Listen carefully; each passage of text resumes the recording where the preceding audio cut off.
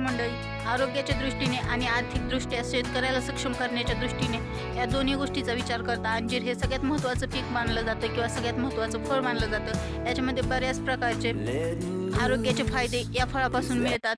उच्च रक्तदाब किंवा रक्तवाढीसाठी, त्याचबरोबर जे शुगरचे किंवा रक्तदाबाचे पेशंट्स असतात त्यांच्यासाठी अंजीर खाणं खूप फायद्याचं मानलं जातं। आणि या सगळ्या गोष्टींचा विचार करता अंजिराचे बाजार हे खूप जास्त प्रमाणात असतात आणि त्याला खूप मोठ्या प्रमाणात मागणी पण असते।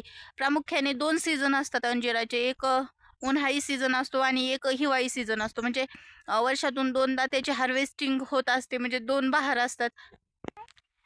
पहिला असतो तो खट्टा बहार आणि दुसरा असतो तो मिठा बहार। आता सगळ्यात महत्त्वाची गोष्ट म्हणजे ज्यावेळेस पावसाळ्यामध्ये अंजिराची लागवड होती तिथून पासून 8 ते 10 महिन्यामध्ये त्याला आपल्याला चांगल्या पद्धतीने त्याला फळ लागायला सुरुवात होती आणि फळ लागल्याच्या नंतर 4-5 महिन्याने ती फळं तोडण्यास परिपक्व होतात आणि तोडणीला सुरू झाल्याच्या नंतर त्याची हार्वेस्टिंग जवळजवळ 4 ते 5 महिने चालू राहते।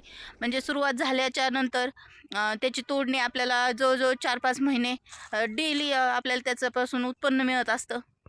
म्हणजे स्ट्रॉबेरी सारखा एक त्याचा प्रोसिजर असतो। दररोज त्यात म्हणजे नाजूक फळ असतं, त्याची टिकवण क्षमता खूप कमी असते।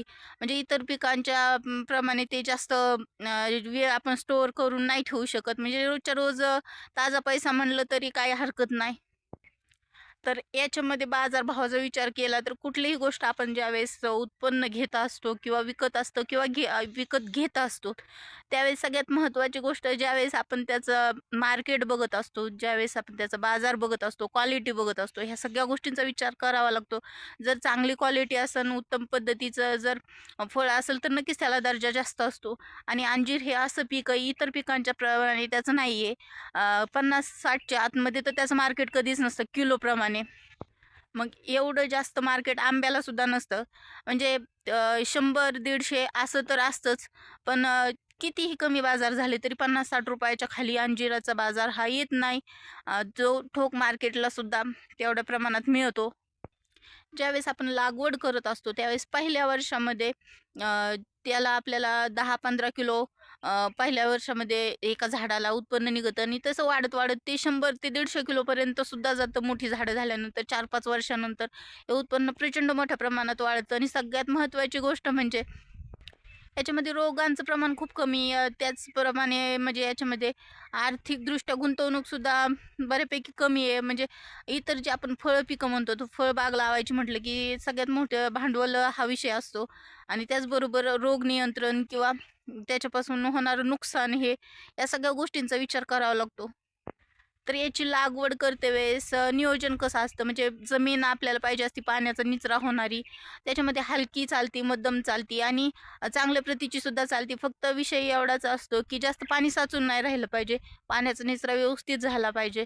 आणि खडकाळ जमीन जर असेल तर जिथं आपल्याला रोप लावायचं आहे तिथली जागा आपण 4x4चे खड्डे घेऊन त्याच्यामध्ये खत वगैरे भरून तिथं लागवड करू शकतो।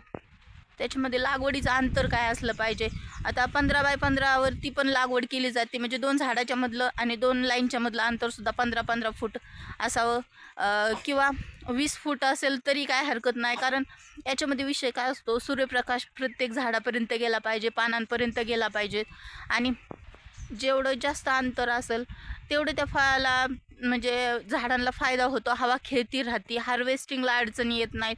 त्याचबरोबर जर ऊन भरपूर प्रमाणात त्या झाडांपर्यंत गेलं तर रोगाचं प्रमाण कमी राहतं, मालाला शायनिंग राहते। आणि त्याचा विषय काय असतो, हे असं पीक आहे जे बिना फुलाचं येतं। म्हणजे उंबर आणि अंजीर हे 2च पिकं अशी जगामध्ये असतील की जे बिना फुलाची येतात, डायरेक्ट पानाच्या जवळून त्याला डायरेक्ट फळच येतं आणि प्रत्येक पानापाशी फळ असतं, हे एक त्याचं दुसरं वैशिष्ट्य। आणि जोपर्यंत त्या फळापाशी पान आहे तोपर्यंत ते निरोगी राहतं आणि ज्यावेळेस ते पान गळतं त्यावेळेस नक्कीच त्याच्यावरती रोगाचा प्रादुर्भाव यायला सुरुवात होती।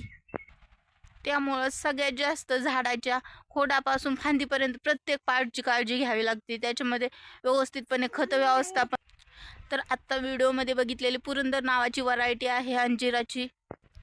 आता याची लागवड करते वेळेस एकरामध्ये किती झाडं बसतात वगैरे, तर लागवड करताना ते जे रोप असतं ते 8 महिन्याचं असतं, जवळपास 8-9 महिन्याचं, आणि ते रोप 100 रुपयाला एक मिळतं। ते आपल्याला एकरामध्ये 100 ते 120 झाडं बसतात. म्हणजे ते आपण अंतर किती ठेवतो त्याच्यावरती पण डिपेंड राहतं. जर जास्त अंतर ठेवलं तर नक्कीच कमी रोपं बसतात आणि कमी अंतर ठेवलं तर रोपं जास्त लागतात. ह्या सगळ्या गोष्टींचा विचार करून अंतर जर जास्त दिवसासाठी बाग ठेवायची असेल तर शक्यतो अंतर जास्तच असणं गरजेचं आहे. कारण कटिंग करून वगैरे परत त्या झाडाला फुटवे वाढत असतात आणि झाडाची आकार म्हणजे झाडं जितके जास्त दिवस जातील तितकं झाड मोठंच होणार असतं. त्याच्यामुळे जास्त अंतर ठेवणंच फायद्याचं राहतं आंतरमशागतीच्या दृष्टीने आणि त्याचबरोबर फळं निरोगी राहण्याच्या दृष्टीने या सगळ्या गोष्टींचा विचार करता अंतर हे आपल्याला 20 बाय 20 ठेवलं तरी काय हरकत नाही राहत. त्याचबरोबर याच्यामध्ये बऱ्याच गोष्टी म्हणजे जिकिरीचे आहेत. कारण अंजीर हे नाजूक फळ आहे. त्याला प्रत्येक फळ हे झाडाच्या फांदीवरून हाताने तोडावं लागतं. म्हणजे हलवून वगैरे पाडणे हा विषय नाही. कारण ते फळ इतकं नाजूक राहतं, थोडंसं चेपलं की लगेच त्याची क्वालिटी खराब होती. त्याच्यामुळे हे प्रत्येक एक एक फळच आपल्याला फांदीला धरूनच काढावं लागतं. त्याच्यामुळं बऱ्याचदा त्याच्यासाठी कष्ट पण जास्त जातात. आणि बऱ्याचदा आपण असेच व्हिडिओ बघत असतो ते त्याच्यामध्ये सांगितलं जातं एकरामध्ये 10 लाख कमवले, 12 लाख कमवले. आता हा लकी ड्रॉचा विषय असतो शेतीमध्ये. जर मार्केट जास्त सापडलं तुम्हाला 150-200चं मार्केट जर सापडलं तर लाख व्हायला तर काहीच नाही लागत.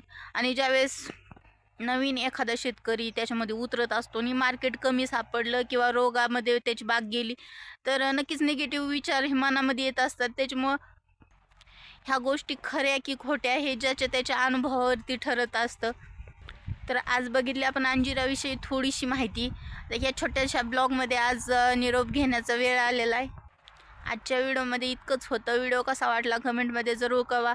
त्याचबरोबर आपल्या चॅनलला नवीन पहिल्यांदाच आला असाल आणि शेतकरी असाल तर नक्की सबस्क्राईब करा. कारण या चॅनलवरती आपण शेतीविषयीच्या नवनवीन आणि माहितीपूर्ण व्हिडिओ बनवून अपलोड करत असतो. वेगवेगळ्या पिकांच्याबद्दल समस्या आणि त्याच्यावरती उपाय हे आपल्याला बघायला मिळत असतात. त्याचा नक्कीच बऱ्याच शेतकऱ्यांना फायदा होतो. शेवटपर्यंत बघितल्याबद्दल धन्यवाद. भेटूया पुढच्या अशीच एखाद्या नवीन आणि माहितीपूर्ण व्हिडिओमध्ये. तोपर्यंत आपल्या चॅनलवरचे पाठीमागचे व्हिडिओ अवश्य बघा. धन्यवाद.